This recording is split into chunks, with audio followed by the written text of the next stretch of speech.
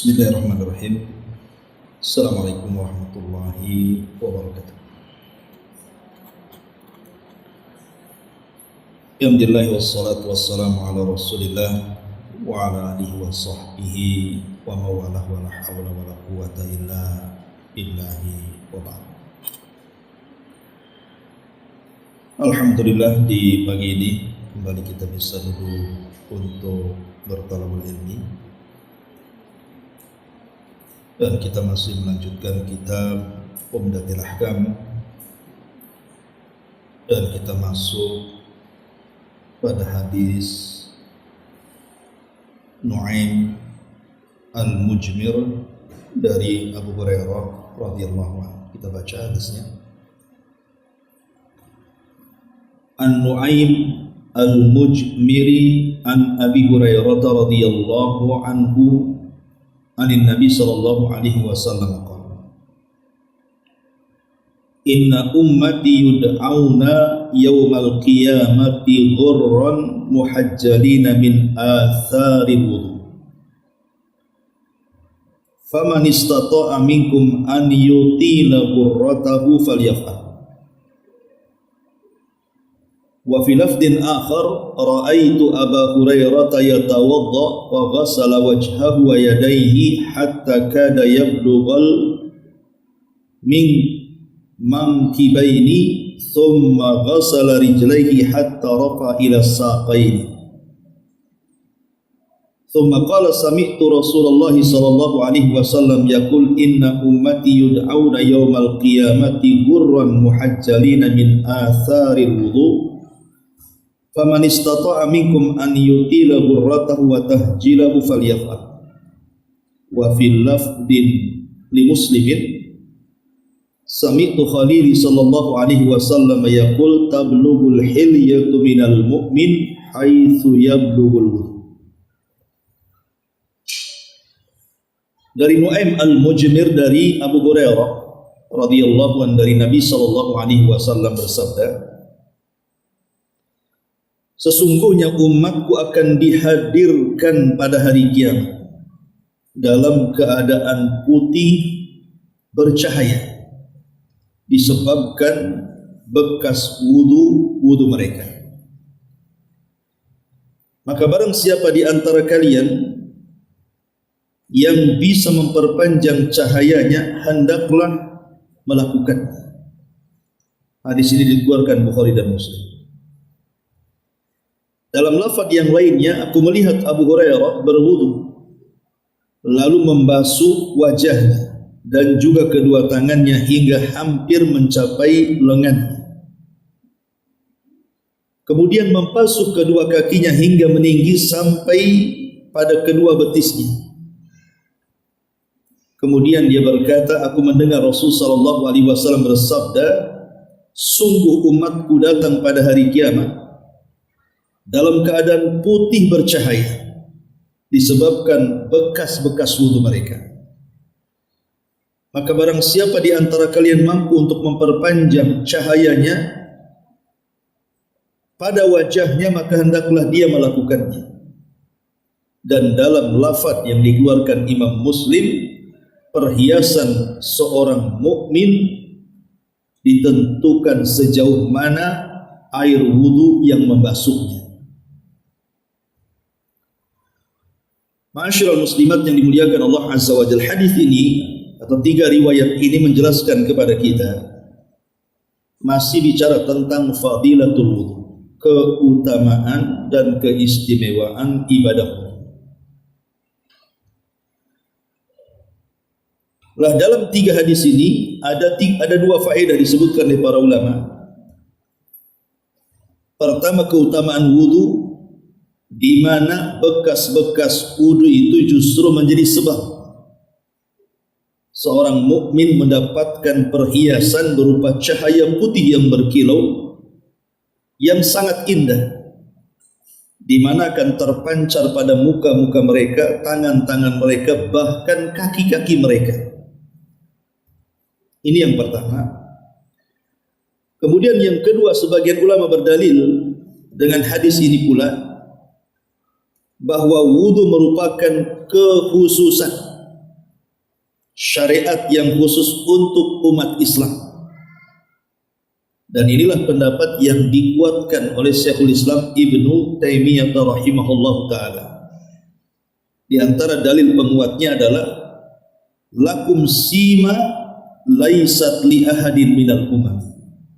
Dalam hadis Muslim Rasul mengatakan, sesungguhnya kalian memiliki tanda yang tidak dimiliki oleh umat-umat selainnya. Walaupun kita tidak menafikan adanya perselisihan ulama apakah wudu itu syariat khusus bagi umat Islam dan tidak disyariatkan kepada umat selain Islam, jumhurul ulama justru berpendapat terbalik, bahwa wudu itu bukan kekhususan umat Islam, karena umat dulu juga ada syariat wudu. Di antaranya adalah kisah tentang Sarah, istri daripada Ibrahim alaihi salatu wassalam ketika ditangkap oleh Raja Zalim Mesir. Lah ketika itu, sebelum kemudian sang raja ini hendak menggagahi kehormatannya, dia meminta izin untuk berwudu dan sholat. Akhirnya Sarah pun kemudian berwudu dan sholat. Kemudian raja tersebut tidak bisa menyentuhnya. Artinya beliau berwudu kan, Siti Sarah di zaman Nabi Ibrahim kan.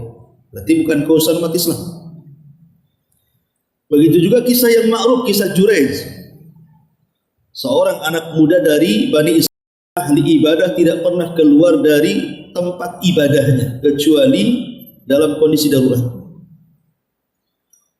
Kemudian Jurayj ini mendapatkan ujian dari Allah karena dia durhaka dengan orang tuanya hanya karena tidak mengikuti panggilan orang tuanya. Nah, orang tuanya mendoakan doa buruk kepada Jurayj agar jangan diwafatkan kecuali datang seorang pelacur menggodanya. Akhirnya digoda oleh pelacur, tetapi dia kuat imannya sehingga pelacur ini tidak bisa apa-apa dengan Jurayj. Ketika sang pelacur kemudian berzinah dengan seorang anak muda penggembala kambing, kemudian hamil, maka kemudian sang pelacur ini memfitnah Jurayj bahwa bayi yang ada di kandungnya yang baru dilahirkannya itu adalah bayi Jurayj. Maka ngamuklah Bani Israil, kemudian merusak tempat ibadahnya dan hampir membunuhnya. Tapi sebelum kemudian Bani Israil membunuh Jurayj, dia meminta waktu untuk wudu dan salat. Akhirnya Jurayj pun wudu kemudian salat. Kemudian dia minta didatangkan bayi tersebut, kemudian dicubit dan mengatakan, siapa bapakmu? Akhirnya bayi ini mengatakan, bapakku seorang penggembala kambing. Maka Bani Israil menyesal karena sudah menghancurkan tempat ibadahnya dan berjanji untuk membuat tempat ibadah yang lebih istimewa dari emas. Tetapi Jurayj menolaknya. Artinya bahwa Jurayj berwudu dalam riwayat, kemudian sholat, menunjukkan wudu bukan syariat khusus umat Islam kan itu. Kesimpulannya seperti itu. Jadi ada perselisihan ulama, ada yang mengatakan seperti pendapat Ibnu Taimiyah tadi bahwa wudu kekhususan. Adapun hadis-hadis ini, ya mungkin umat dulu diperintahkan wudu, tapi kan wudunya berbeda dengan wudu umat Islam. Caranya, ya mungkin penamaan wudunya iya, tapi caranya kan berbeda. Tidak seperti wudunya yang diajarkan Nabi kepada kita. Ma'asyiral muslimat yang dimuliakan Allah Subhanahu wa taala. Yang jadi persoalan adalah di sini ada lafaz hadis Nabi sallallahu alaihi wasallam. Barang siapa di antara kalian yang hendak memperpanjang perhiasan berupa cahaya pada anggota badan wudu kita ini, silahkan perpanjang. Artinya kalau kita membasuh tangan, ya jangan sampai di sini, dilebihkan sampai sini. Ketika membasuh kaki, jangan hanya sampai mata kaki, dilebihkan sampai betis, supaya cahayanya makin panjang lagi. Lah kalimat ini menjadi sebuah perselisihan para ulama. Apakah kemudian kata-kata barang siapa yang hendak memperpanjang cahayanya, hendaklah ia lakukan, apakah lafaz ini resmi dari Rasul? Memang Rasul yang ngomong begitu? Ataukah lafaz ini dalam bentuk mudraj? Mudraj dalam istilah mustalahul hadis itu, kalau ibu belajar ilmu hadis, Mudraj itu artinya tambahan ucapan perawi. Nabi tidak ngomong, cuman yang ngomong itu yang meriwayatkan hadis ini adalah Abu Hurairah. Apakah ini perkataan Nabi ataukah perkataan Abu Hurairah? Itu masalahnya. Kalau ini perkataan Nabi berarti sangat dianjurkan melebihi basuhan. Bukan sampai di sini, kalau bisa sampai sini kan itu. Atau kaki sampai betis, itu kalau perkataan Nabi. Tapi kalau ini perkataan Abu Hurairah berarti ijtihadiyah saja melebihkan basuhan. Nabi tidak mengatakan seperti itu. Lah inilah yang kemudian menjadi perbincangan para ulama. Jadi ada yang mengatakan bahwa itu adalah mudraj. Di antara ulama yang mengatakan mudraj, ini perkataan Abu Hurairah bagi perkataan Nabi adalah Al-Hafidz Ibnu Hajar Al-Asqalani. Kemudian juga Syekhul Islam Ibnu Taimiyah di dalam fatwanya, kemudian juga Imam Ibnul Qayyim dalam kitabnya I'lam Al-Muwaqqi'in, termasuk juga Syekh Albani ya, mengatakan bahwa itu perkataan Abu Hurairah radhiyallahu anhu. Bahkan Imam para ulama yang lainnya seperti Imam Nu'aim mengatakan la adri qaulahu man istata'a an yutila ghurratahu falyaf'al min qauli Rasulillah sallallahu alaihi wasallam au min qauli Abi Hurairah. Kata Nu'aim yang merupakan perawi yang meriwayatkan hadis ini juga itu meragukan perkataan itu. Kalau perawi yang meriwayatkannya meragukan, berarti lebih cenderung bahwa ini bukan perkataan Rasul tetapi perkataan Abu Hurairah radhiyallahu anhu. Dan itu pendapat yang dipilih wallahu a'lam. Ma'asyiral muslimat yang dimuliakan Allah Subhanahu wa taala, sehingga bagi kita mencukupkan apa yang dicontohkan Rasul dalam berwudu saja. Ya kalau sampai sini ya cukup sampai di sini saja. Kalau mata kaki ya cukup sampai mata kaki saja dan begitu seterusnya. Jadi ini kembali kepada ijtihad Abu Hurairah. Bahkan dalam riwayat Abu Hurairah itu ketika melakukan dengan perbuatannya, Abu Hurairah itu kan mengatakan juga ucapannya dan juga melakukannya memang. Ijtihad dia dilakukannya itu dalam kondisi sembunyi-sembunyi. Jadi dia tidak mau diketahui orang ketika berwudu melebihkan basuhannya. Karena dikhawatirkan fitnah. Menunjukkan ini dari Abu Hurairah bukan dari Nabi. Kenapa mesti sembunyi-sembunyi kan begitu? Ketika Abu Hurairah melakukan seperti itu. Ma'asyiral muslimat yang dimuliakan Allah Subhanahu wa taala, berarti kesimpulannya adalah perkataan barang siapa yang hendak menambah cahayanya maka silahkan lakukan dengan memperpanjang basuhannya. Ini bukan perkataan Nabi sallallahu alaihi wasallam, melainkan adalah ucapan Abu Hurairah radhiyallahu anhu. Baik, di sini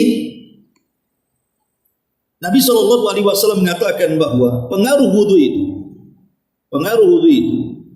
itu akan mempengaruhi orang-orang kelak pada hari kiamat. Ya, di dunia tentu wudu juga sangat bermanfaat dan itu untuk kebersihan dan untuk kesehatan. Tetapi nanti akan tampak tuh keistimewaan orang yang menjaga wudu itu kelak pada hari kiamat. Karena di antara Nabi SAW bisa mengenali umatnya yang mana di tengah-tengah manusia ramai dari sejak zaman Adam sampai yang terakhir mati. Itu Nabi dapat mengenali itu justru dari cahaya wudunya itu. Kalau itu umatnya, berarti yang tidak ada cahayanya bukan umatnya. Dan ini menunjukkan apa? Kelak di akhirat rupanya wudu itu pembeda antara kita dengan umat selain umat Nabi sallallahu alaihi wasallam. Dengan adanya perhiasan yang ada pada badan anggota wudu kita berupa cahaya yang berkilau itu kelak pada hari kiamat. Baik, ma'asyiral muslimat yang dimuliakan Allah Subhanahu wa taala, apakah kemudian hanya wudu saja?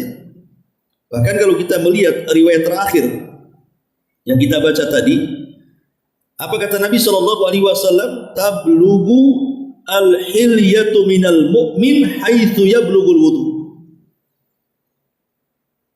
Kata Nabi sallallahu alaihi wasallam bahwa perhiasan seorang mukmin adalah sejauh mana air wudu itu membasuh anggota wudunya. Ada yang mengatakan maksudnya perhiasan ini Allah Subhanahu wa taala ganti dengan emas. Jadi emas itu akan menjadi perhiasan orang-orang yang ahli wudu kelak pada hari kiamat. Dari emas itulah mengeluarkan cahaya yang berkilau. Dengan itu Nabi SAW bisa mengenali umatnya. Maka apakah kemudian amalan-amalan yang bisa menerangi atau memberikan cahaya kelak pada hari kiamat itu hanya sebatas amalan wudu? Ternyata tidak banyak. Jadi banyak sekali amalan-amalan yang akan menyumbangkan cahaya perhiasan yang berkilau bagi orang yang beriman kelak pada hari kiamat. Salah satunya adalah wudu. Adapun selain wudu, saya akan sebutkan. Yang pertama adalah al-mashyu ilal masajid fi dhulumati khasatan salat al-fajri wa salat al-isya. Seseorang yang berjalan menuju masjid di kegelapan malam. Yang solat-solat yang dikerjakan di waktu gelap, solat apa? Solat isya dan solat subuh. Ya kan, kalau maghrib itu kan masih terang. Tapi kalau solat isya dan subuh itu, kalau zaman dulu kan tidak banyak listrik di jalan-jalan, sehingga terasa gelapnya. Sehingga ini menjadi tantangan tersendiri orang-orang yang datang ke masjid untuk melaksanakan solat isya dan subuh itu. Dari sini Nabi SAW memberikan keutamaan kepada mereka yang berjalan menuju masjid di tengah kegelapan itu. Apa kata Rasul? Basyiril masya'ina fi dhulami ilal masajid bin nurit tam yaumal qiyamah. Kabar gembirakan kepada orang-orang yang berjalan menuju masjid-masjid di tengah kegelapan. Mereka akan mendapatkan cahaya secara sempurna pada hari kiamat. Ma'asyiral muslimat yang dimuliakan Allah Subhanahu wa taala, artinya di sini bahwa kelak pada hari kiamat Allah akan balas perbuatan mereka dan pengorbanan mereka ketika menuju masjid di tengah kegelapan. Al-jaza min jinsil amal. Balasan itu sesuai dengan amalannya. Ketika di dunia mereka dalam kondisi gelap beribadah kepada Allah, nanti pada hari kiamat mereka akan diberikan cahaya. Dan itulah perhiasan seorang mukmin pada hari kiamat. Dan ini bisa kita lihat dalam surah Al-Hadid ayat 12 apa? Surah Al-Hadid ayat 12 Allah mengatakan yauma taral mu'minina wal mu'minati yas'a nuruhum baina aydihim wa bi aymanihim busyrakumul yawma jannatun tajri min tahtihal anharu khalidina fiha dzalika huwal fawzul azim. Pada hari engkau akan melihat orang-orang yang beriman baik laki-laki ataupun perempuan, betapa cahaya mereka sangat bersinar di depan dan di samping kanan mereka. Kemudian dikatakan kepada mereka, pada hari ini ada berita gembira untukmu, yaitu sorga-sorga yang mengalir di bawahnya sungai-sungai, mereka kekal di dalamnya. Demikian itulah kemenangan yang sangat agung, kata Allah. Lihat di sini Allah mengatakan, pada hari itu engkau akan melihat orang-orang yang beriman laki-laki dan perempuan, betapa cahaya mereka sangat berkilau dan bersinar, baik dari arah depan ataupun samping kiri kanan mereka.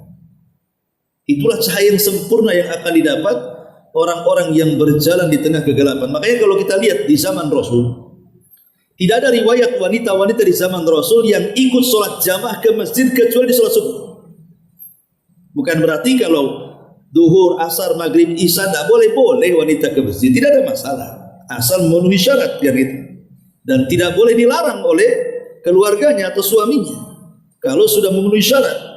Tetapi riwayat yang ada sampai kepada kita itu, bagaimana sahabiah wanita di zaman Rasul ketika ikut sholat berjamaah bersama Rasul itu kebanyakan di sholat subuh. Riwayatnya tentu karena besarnya faedah kan, orang-orang yang berjalan di kegelapan malam ke masjid untuk sholat subuh itu akan mendapatkan cahaya sempurna pada hari kiamat. Ini yang pertama. Yang kedua, tadi sudah disebutkan tentang menyempurnakan basuhan dalam setiap anggota wudu yang harus dibasuh. Sebagaimana hadis Nu'man al-Mujmir yang kita bahas, kita tidak usah membahas lagi. Yang ketiga, langsung saja. Ahlu yaumil jum'ati, orang-orang yang punya semangat untuk melaksanakan sholat Jumat. Mereka tabkir, mandi, kemudian semangat berjalan ke masjid untuk melaksanakan sholat Jumat. Makanya ibu kewajibannya mendorong suami. Kalau di hari Jumat disuruh cepat-cepat ke masjid gitu ya. Karena Nabi SAW mengatakan, Inna Allah Azza wa Jal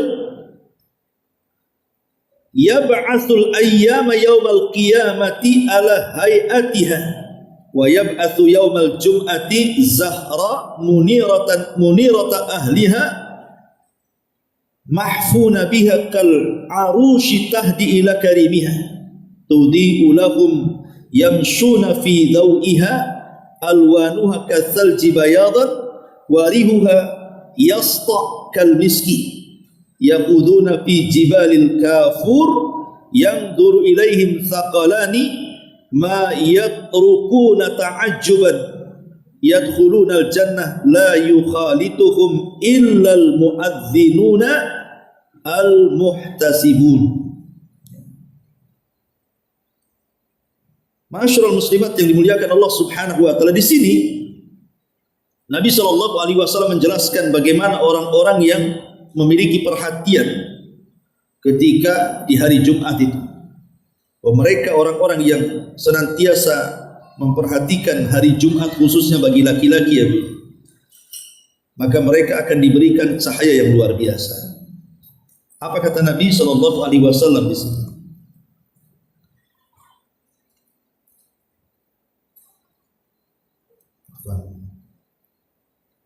Berubah ini ngajinya kalau pakai iPad kesentuh sedikit jadi hilang.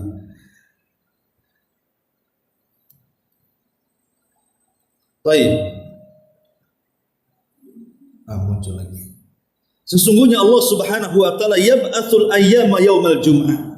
Sesungguhnya Allah memutus hari-hari pada hari Jumat dalam bentuk fisik. Jadi hari-hari itu dibentuk pada hari Jumat itu dalam bentuk fisik. Jadi amalan-amalan di dunia yang mungkin kita tidak bisa melihatnya, tapi nanti di akhirat itu akan dibentuk fisik. Jangankan di akhirat, di dalam kubur saja amalan-amalan yang kita lakukan itu akan berubah dalam bentuk fisik kan? Di mana ada laki-laki yang menemui orang-orang yang di kuburan itu, kemudian mengajak bicara, mengajak ngobrol, kemudian setelah kiamat mau dibangkitkan, tiba-tiba ditanya, siapa kamu? Kamu kok baik kali orangnya? Ngajak bicara dengan kita, kemudian juga mau menemani kita, rupanya kemudian dia mengatakan saya adalah amal soleh. Jadi amalan-amalan pada hari kiamat termasuk hari-hari juga akan dibentuk ada fisiknya. Ya. Lah kemudian dan juga akan diutus hari Jumat.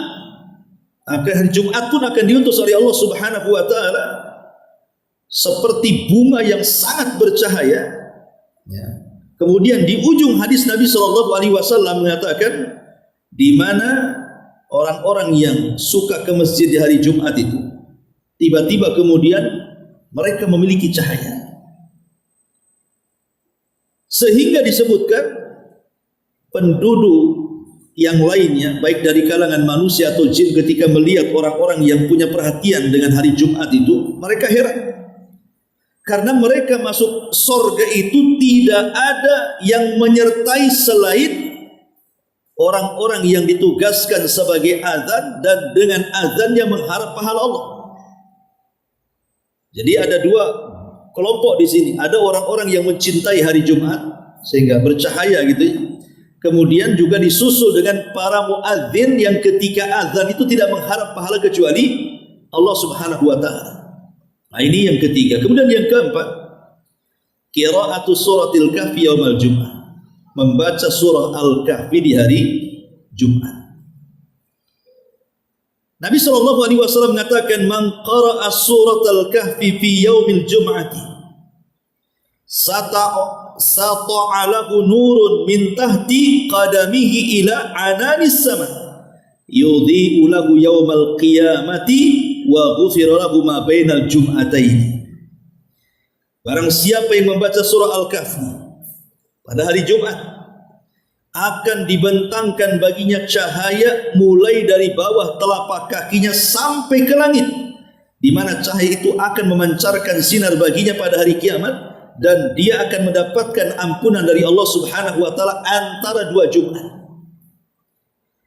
Ini satu riwayat. Riwayat yang kedua, Nabi SAW mengatakan, "Man qara'a surat al-Kahfi," barang siapa yang membaca surah Al-Kahfi, "kanat lahu nuran ila yaumil qiyamah," maka dia akan mendapatkan cahaya kelak pada hari kiamat. Dan banyak riwayatnya. Cuman masalahnya, apa yang dimaksud cahaya di sini? Memang terjadi silang pendapat. Ada yang mengatakan yang dimaksud cahaya di sini adalah cahaya maknawi, bukan cahaya hissi. Maksudnya maknawi itu bukan bicara soal hissi, sesuatu yang bisa dilihat, tapi yang dimaksud cahaya di sini adalah cahaya hidayah. Jadi orang yang membaca hari Jumat ini surah Al-Kahfi, kemudian Jumat berikutnya membaca surah Al-Kahfi, maka di antara 2 Jumat ini hatinya akan dipenuhi cahaya hidayah. Itu satu pendapat, ya. Tapi pendapat yang kedua mengatakan bisa juga diartikan cahaya maknawi, cahaya hissi, artinya bisa dilihat, dan itu kelak pada hari kiamat. Kelak pada hari kiamat, wajah-wajah orang-orang yang membaca surah Al-Kahfi setiap hari Jumat itu, maka akan diberikan cahaya yang merupakan perhiasan seorang mukmin kelak pada hari kiamat. Ini yang keempat.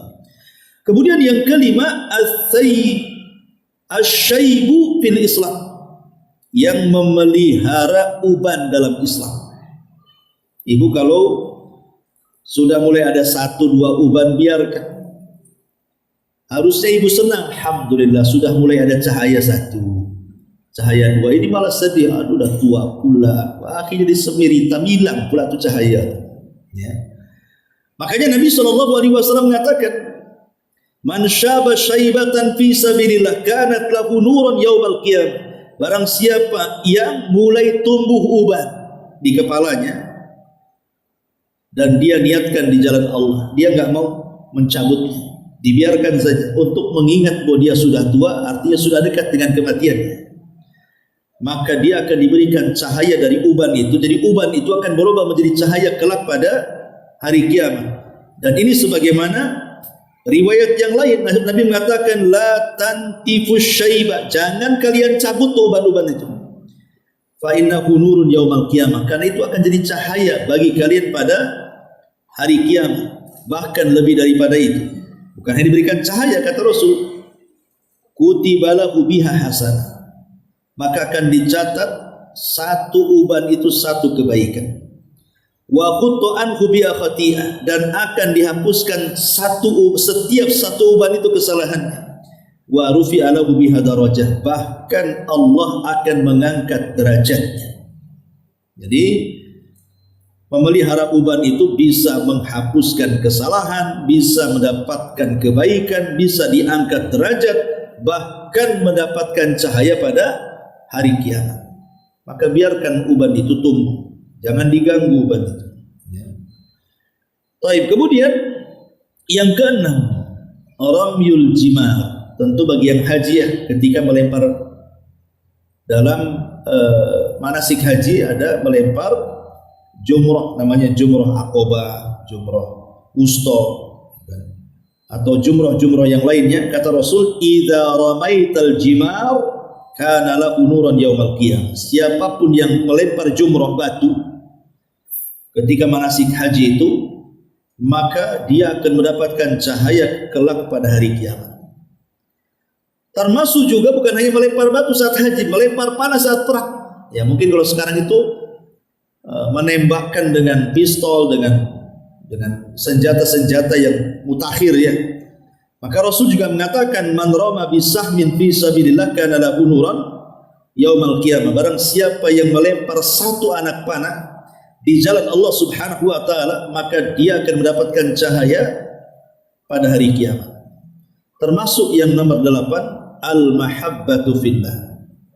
Orang yang cinta karena Allah.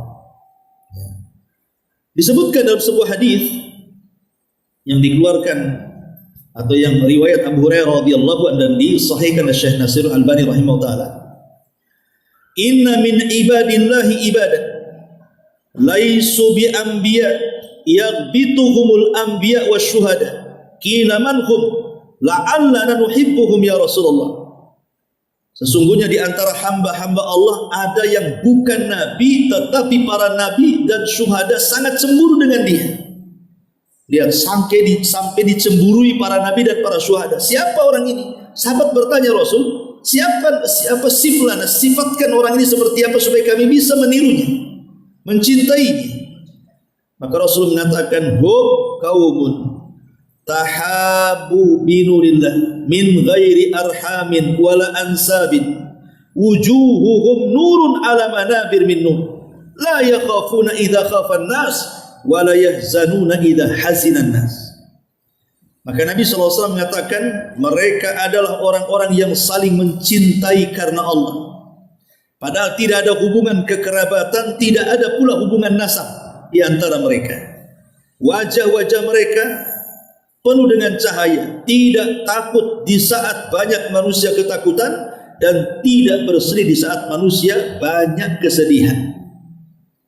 Jadi orang-orang yang mencintai karena Allah, ibu ini berkawan, padahal kawan itu bukan saudara, bukan kerabat, bukan siapa-siapa gitu, tapi berkawan karena Allah. Karena kawan satu pengajian, satu akidah, satu manhaj gitu. Ya, berkawan karena Allah Subhanahu wa taala, berkunjung ke rumahnya, ngobrol soal agama, tidak ada keinginan dunia sama sekali. Karena ada orang yang berkawan itu kan memang pengen dekat, lama-lama ujung-ujungnya pinjam uang. Nah, ini bahaya kayak gini. Ya. Nanti dekat-dekat tahu-tahu pinjam sesuatu, atau karena ada urusan yang lain. Ini kawan nih harus dekati nih, dia pejabat tuh. Nanti kalau urus-urusan bisa enak saya lewat dia katanya. Nah, karena ada juga yang kayak gitu, ya. Itu bukan karena Allah, karena dunia. Memang murni karena Allah perkawanan itu, maka mereka akan diberikan cahaya pada hari kiamat. Kemudian yang nomor 9 ada ussalati bitu'maninati wal khusyuk, melaksanakan salat dengan mendatangkan semua hal-hal yang terkait dengan salat seperti tumanina dan khusyuk. Memang betul-betul punya perhatian dengan salat, mendatangkan syarat-syaratnya, mendatangkan rukun-rukunnya, mendatangkan wajib-wajibnya, mendatangkan sunnah-sunnahnya. Fokus dia dengan sholat sehingga dia mendapatkan keterangan dan khusyuk. Kata Rasul, at-tuhuru syatrul iman, bahwa wudu itu separuh daripada iman. Walhamdulillah tamla'ul mizan, dan ucapan alhamdulillah itu bisa memenuhi timbangan. Wa subhanallah walhamdulillah tamla'ani au tamla'u ma bainas samawati wal ardh, dan ucapan subhanallah dan alhamdulillah itu bisa memenuhi antara langit dan bumi. Kemudian Rasul mengatakan was-salatu nurun, dan salat itu adalah cahaya. Jadi kalau kita punya perhatian dengan salat yang merupakan cahaya, maka cahaya salat itu akan diberikan kepada orang yang salat. Kemudian yang nomor 10, mulazamatu ahabbil biqaulillah al-masajid, senang untuk duduk di masjid-masjid Allah. Kayak ibu sekarang ini kan, ya, buat kegiatan dalam masjid, senang ke masjid itu karena di situ ada zikir, di situ ada baca Quran, di situ ada sholat dan begitu seterusnya, ada ngaji. Ya. Maka ketika Allah Subhanahu wa taala mengatakan dalam surah Nur ayat 35-37 itu, Allahu nurus samawati wal ardh, Allah ada cahaya langit dan bumi. Mathalu nurihi kamishkatin fiha misbah, al-misbahu fi juzaja, al-juzajatu ka'annaha kawkabun durri yuqidu min syajaratin mubarakatin zaitunatin la syarqiyatin wal gharbiyah, sampai kepada ayat nurun ala nur yahdillahu li nurihi man yasha wa yadribullahu al-amthalin nas wallahu bikulli syai'in alim. Jadi setelah Allah menceritakan tentang cahaya langit dan bumi, kemudian menceritakan tentang hati seorang mukmin itu seperti lentera yang mengeluarkan cahaya sehingga menerangi orang-orang di sekitarnya.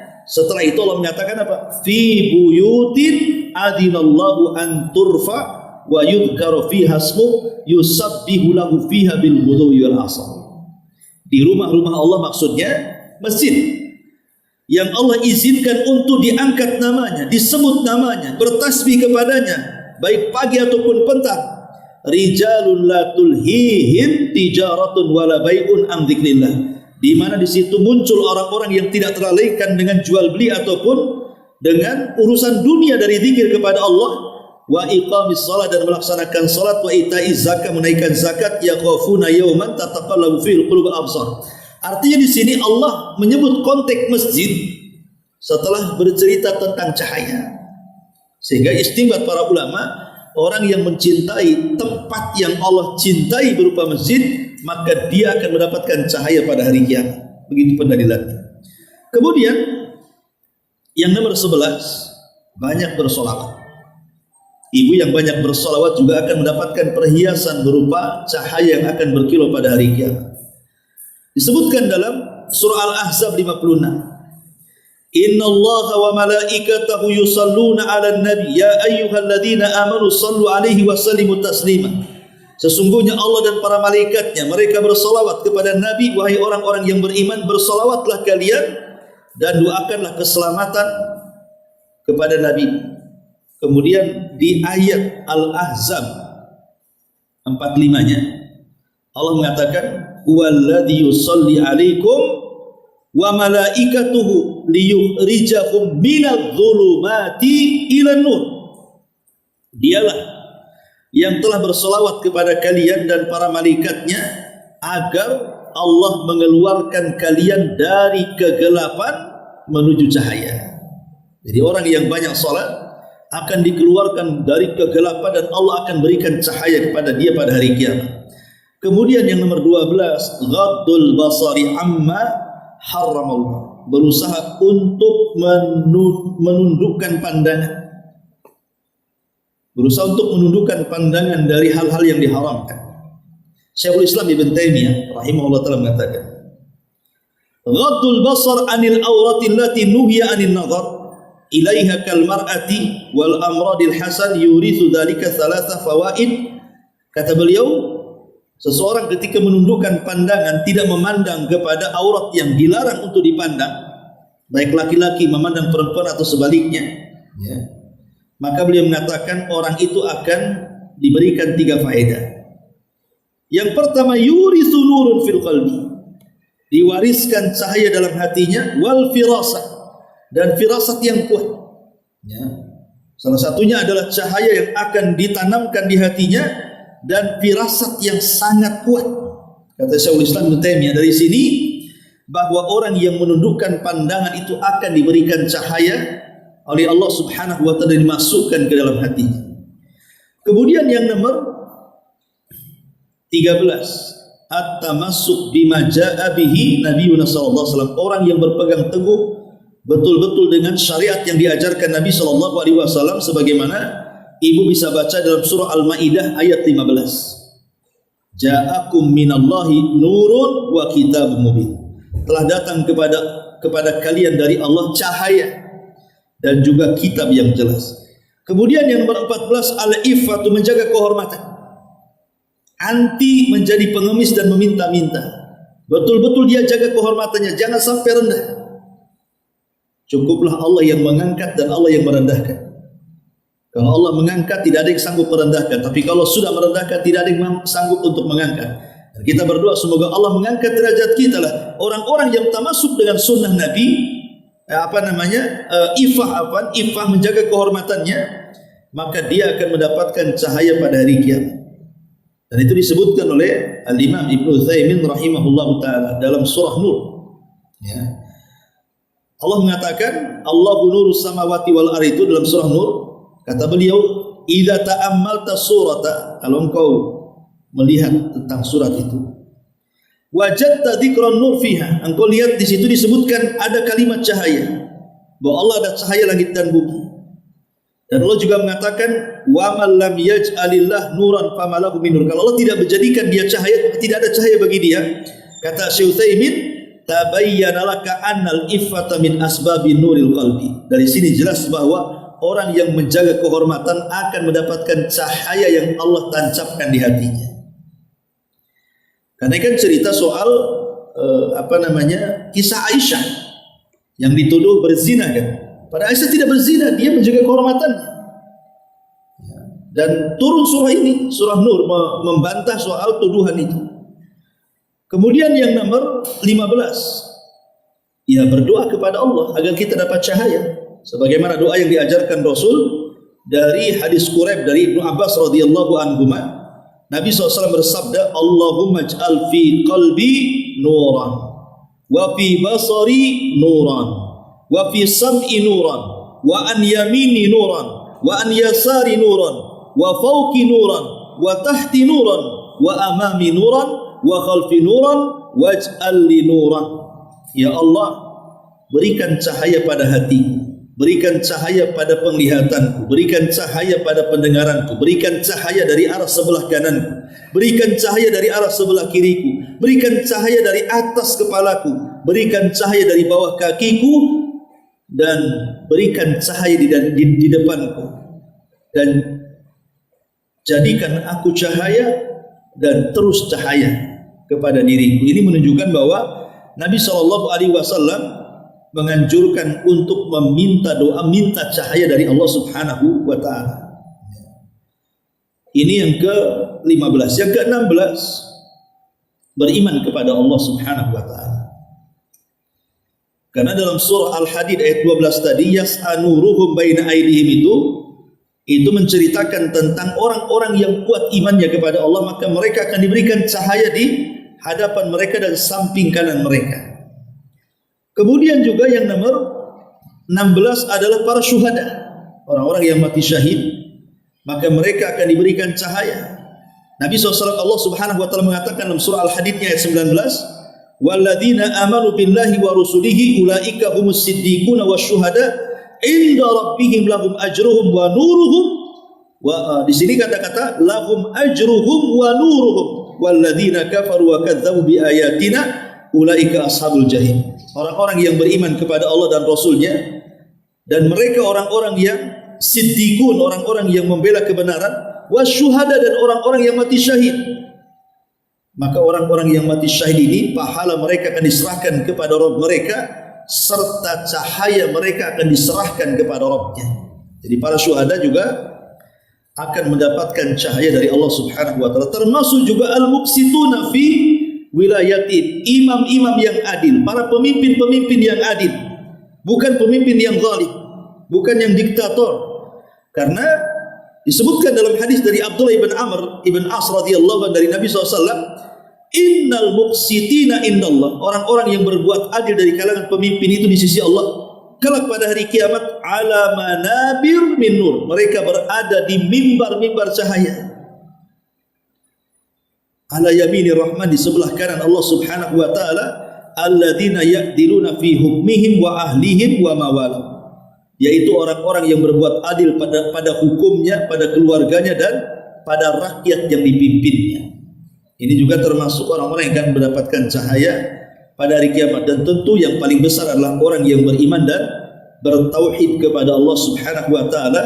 Ketika mereka di dunia, Allah katakan wa yukhrijuhum minadh-dhulumati ila nur. Inilah diantara 20 penyebab orang itu akan mendapatkan perhiasan pada hari kiamat berupa cahaya. Salah satunya adalah bicara soal wudu. Ya, maka jangan remehkan soal wudu ketika kita membasuh demi basuhan, dan harus sempurna. Sebab kalau ada sebagian anggota wudu tidak terbasuh selain celaka, maka dia tidak dianggap sah wudunya. Karena di masa Rasul sudah saya jelaskan, ada sahabat yang ketika mencuci kaki ada areal tempat wudu yang tidak tersentuh sebesar 1 dinar. Maka Rasul berteriak dari atas kendaraannya, wailun lil aqabi minan nar, celakalah bagi tumit-tumit yang tidak tersentuh air wudu kelak di neraka. Nauzubillah. Nah, ini diantara faedah hadis yang kita bahas. Baik, sampai di sini kita buka tanya jawab sudah. Ada waktu 10 menit. Iya. Baik, alhamdulillah. Maksudnya memelihara di situ jangan mencabut. Kan larangannya jangan kau cabut. Berarti yang tidak boleh itu dicabut. Kan rambut kadang-kadang risih juga, panas juga, akhirnya kan dicukur sehingga dipendekkan. Itu tidak masalah. Mesti kalau dipendekkan ubahnya panjang mesti kegunting juga kan. Bukan itu yang dimaksud. Tapi yang dimaksud memelihara itu maksudnya jangan pernah dicabut uban itu, kecuali kalau dia rontok sendiri. Ya. Adapun kemudian masalah mewarnai, tidak ada masalah mewarnai uban itu, tetapi jangan dikembalikan ke warna aslinya. Warna aslinya kan hitam tuh. Nah, maka boleh kita menggunakan warna yang lain. Tetapi sekali lagi mewarnai rambut pun tidak boleh tasyabuh dengan orang fasik. Dengan wanita-wanita yang fasik, wanita-wanita yang fajir, tidak boleh. Namanya trennya wanita-wanita fasik seperti apa, kemudian wanita-wanita yang menjaga kehormatannya niru mereka, ya tidak boleh lah. Ya, jadi kalaupun hanya mewarnai itu karena sebatas ingin melaksanakan sunnah Nabi, menyelisihi rambut-rambutnya orang Yahudi ketika beruban tidak diapa-apain, maka kita dalam Islam boleh baik laki-laki perempuan menyemir rambut supaya tidak seperti orang Yahudi membiarkan uban mereka di kepala. Tapi yang dimaksud menjaga di sini artinya menjaga jangan mencabut. Soal kemudian mewarnai itu persoalan lain. Ya, persoalan boleh-boleh saja selama tidak mewarnai dengan warna hitam. Kalau sudah warna hitam, berarti dia takut tua, takut mati, itu jadi larinya. Merasa muda terus, gak pernah tua kan itu. Jadi gayanya gaya ABG terus, ya kan masalah. Kalau udah nampak rambut kan akan bijak nanti. Malu udah tua. Bertengkar dengan suaminya, udah malu udah tua, tengok tuh ubanmu udah banyak kan? Nggak jadi bertengkar gara-gara uban kan? Jadi dewasa jadi. Ya. Wallahu a'lam. Ya, alhamdulillah, masalah hadis awal man tusyira bihi yaumil qiyamah, orang yang disentuh pertama kali pada hari kiamat adalah mereka para syuhada, para pakar Quran dan orang-orang yang ahli sedekah. Penjelasan para ulama ketika menjelaskan hadis ini, mereka mengatakan amal manusia dengan selain Allah itu ada 3 macam. Seseorang beramal bukan karena Allah itu ada 3 macam. Kalau beramal kepada Allah sudah jelas jangan dibahas, pasti diterima. Kita membahas amalan bukan karena Allah. Yang pertama, orang-orang yang mereka beramal bukan karena Allah secara mutlak. Mereka tidak beramal kepada Allah Subhanahu wa taala secara mutlak karena riya mahad.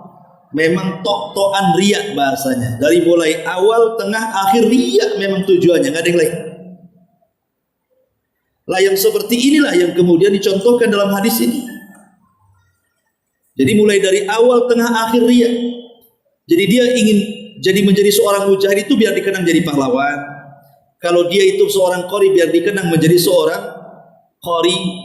Kalau dia seorang ahli sedekah pengen dikenal sebagai orang yang dermawan, itu saja kemauan dia, pengen dikenang orang. Kan ada orang-orang yang mereka kemudian melakukan sebuah aktivitas besar gitu ya, yang di mata orang itu besar sekali, tapi tujuan orang itu melakukan itu supaya hanya dikenang di dunia saja.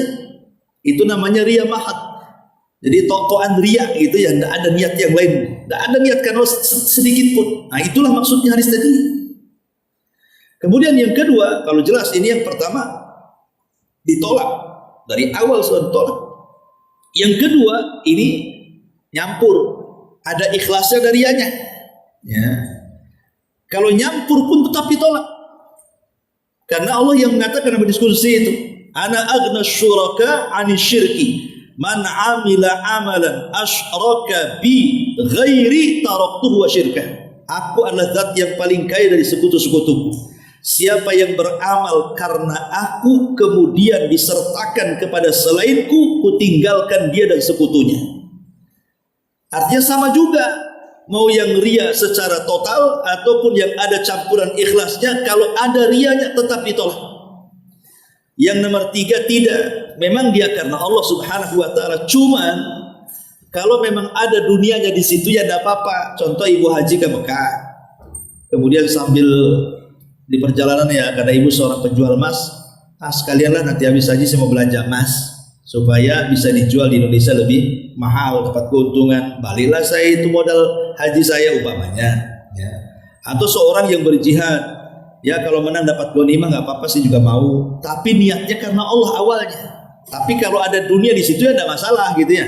Lah yang seperti ini tidak ditolak amalannya, cuman dikurangi pahalanya. Sah hajinya, dikurangi pahalanya. Kenapa? Karena ada embel-embel pengen dunia juga di situ kan. Kemudian ada soalan, sekarang ada orang berangkat haji nih. Memang ibu tidak mau dipanggil Bu Hajah, memang lillahi ta'ala saya haji, ingin melaksanakan rukun Islam. Tidak ada, bahkan tidak suka ibu dipanggil Bu Hajah. Tapi setelah kemudian pulang dari Mekah, tiba-tiba semua tetangga bilang Bu Hajah. Kalau dalam hati ibu itu tetap ikhlas, ya, sama sekali tidak tergiur dengan panggilan itu, mau dipanggil Bu Hajah ya tetap nengok, mau tak panggil juga tetap nengok. Ini enggak, kalau dipanggil Bu Hajah nengoknya 180 derajat kan itu. Kalau tak dipanggil Pak Haji namanya saja 50 derajat saja kan. Nah, itu berarti kan ada keinginan. Lah tapi kalau tidak ada keinginan riya, tiba-tiba dipuji orang, apakah pujian orang itu mempengaruhi keikhlasannya? Tidak. Karena Rasul ketika bersabda, bagaimana menurut pendapat wahai Rasul tentang seseorang yang beramal kemudian dipuji manusia? Apa kata Rasul? Tilka busyrul ajil, itulah kabar gembira dari Allah yang disegerakan di dunia. Tidak apa-apa ibu umpamanya banyak berbuat baik, dipuji orang. Masya Allah Umi Yami itu luar biasa, dia semangat, ahli ibadah, ahli sedekah, dan pujian itu tidak mempengaruhi hati orang yang dipuji ya. Bukan karena dipuji besar kepala, kalau tidak dipuji kemudian kecil kepala, itu lain namanya. Berarti ada masalah dengan hatinya kan. Ini hati dia tidak berubah, mau dipuji ya gitu saja hatinya, mau dicela ya gitu juga hatinya. Maka pujian-pujian itu justru kabar gembira yang disegerakan di dunia. Tapi kalau bisa, karena ini bisa menjurus kepada riya, ya ibu tegur orangnya. Ya. Ibu tegur, janganlah, sudah nanti saya riya kan gitu. Bukan di support gitu. Siapa lagi yang kamu kasih tahu? Nah, nanti kalau begitu ya bisa riya, makin ibu perlihatkan gitu kan, makin dipuji, makin ditampakkan. Nah itu dikhawatirkan tadi antara ikhlas dengan apa namanya riya itu akan bercampur dan ditolak.